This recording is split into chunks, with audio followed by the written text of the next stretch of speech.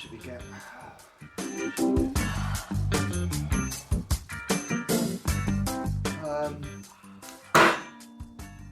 Oh, waiter. Yes, so what wine can I get you? Can I get a large bottle of wine, please? Okay, yeah. Kiss a kiss.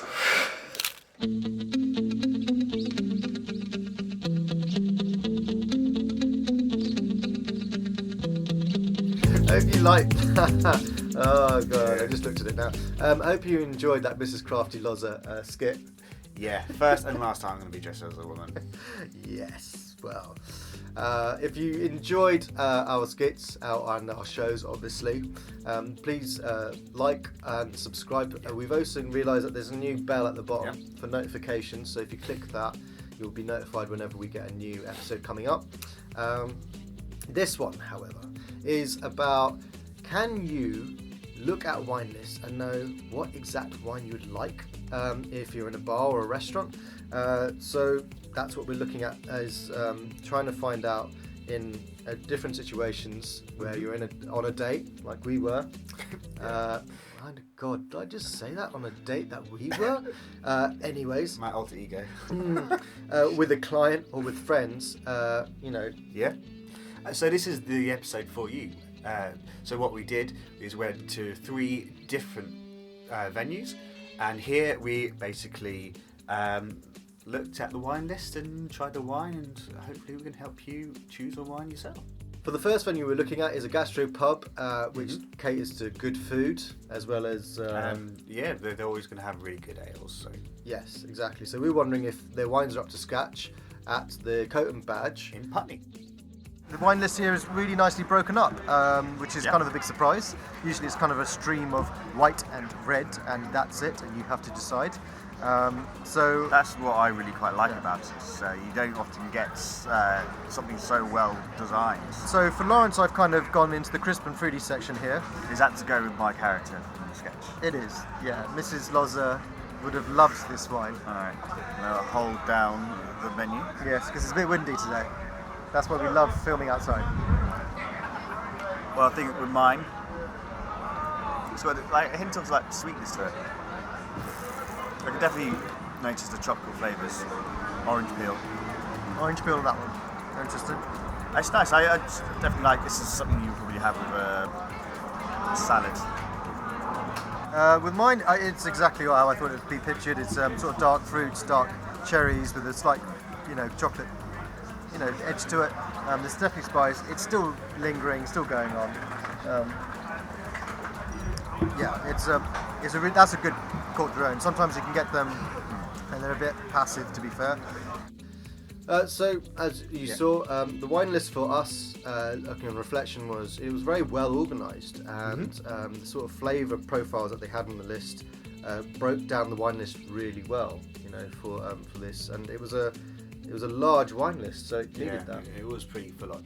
As you'll see, there is something of a running theme with these wine lists, and in the next place, which is the toy shop. What? Yeah, that's right. Toy shop. It's a cocktail bar in Putney. It's Party C. Yes. So we should want to look at the wine list to see if it's like a Scrabble game or it's full of top trumps. Yeah, I was having a Negramo and Crafty was having a New Zealand Sauvignon Blanc. Yeah. So let's have a look. Yeah. Roll the tea. All right.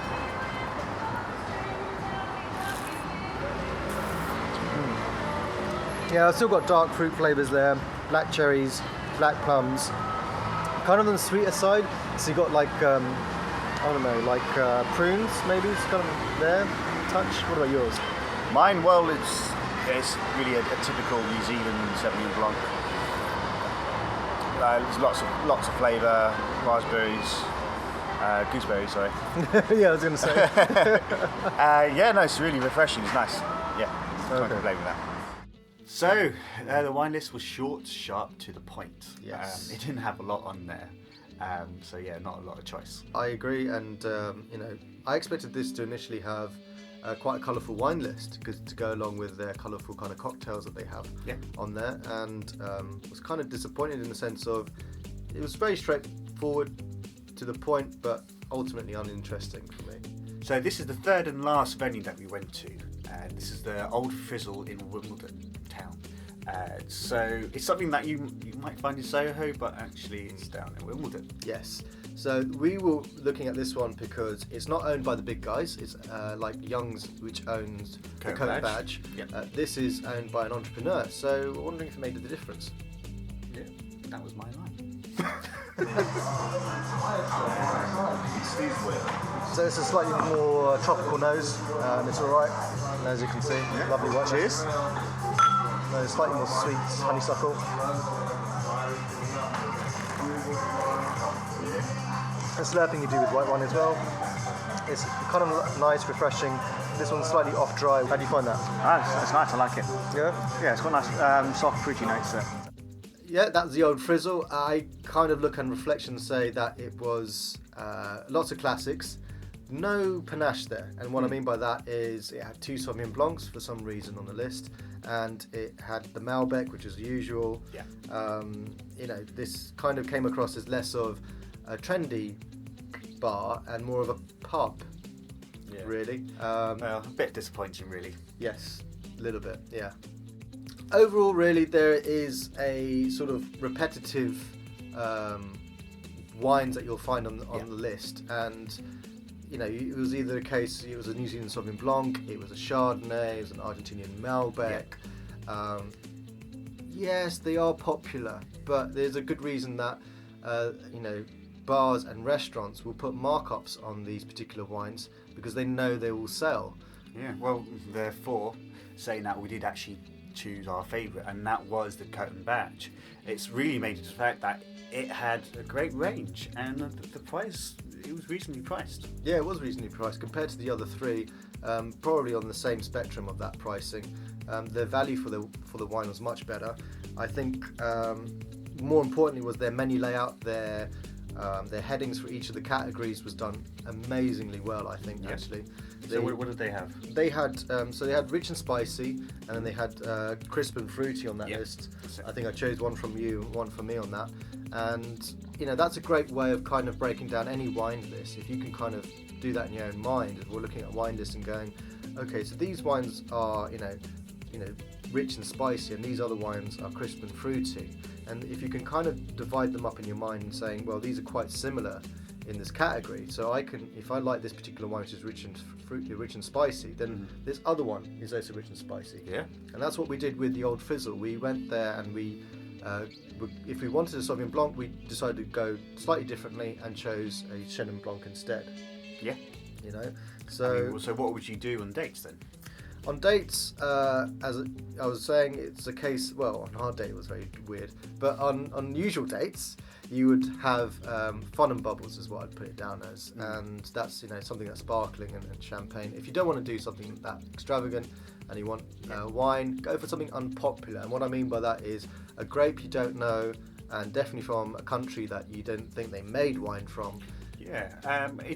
Just go out there and experiment with different wines, and it's also a talking point for a date, Yeah, exactly. So that's what I would say for dates.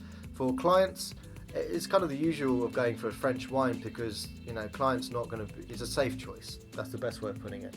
In the sense of they're going to think it's a good choice because it's French.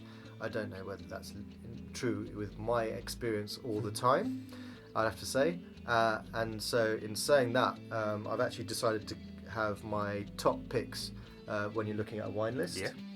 So for me, it is Portuguese reds that are blends. Yeah.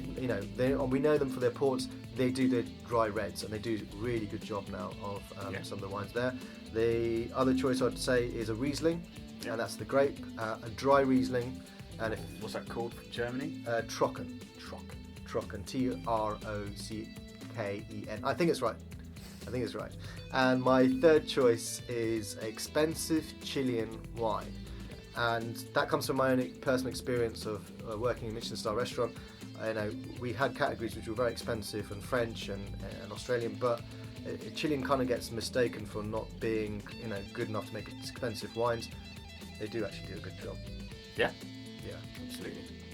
So, I hope you enjoy our studio. Yes. Just rearranged. We've got some new lights. Yes, so we look better. Yes.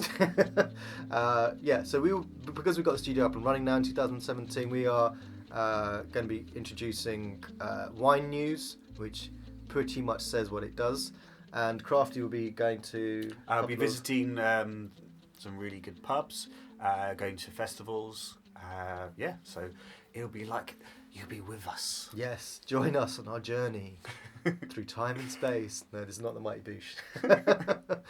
Anyway, guys, if you like our show, obviously like and subscribe, and we will be back. Sayonara.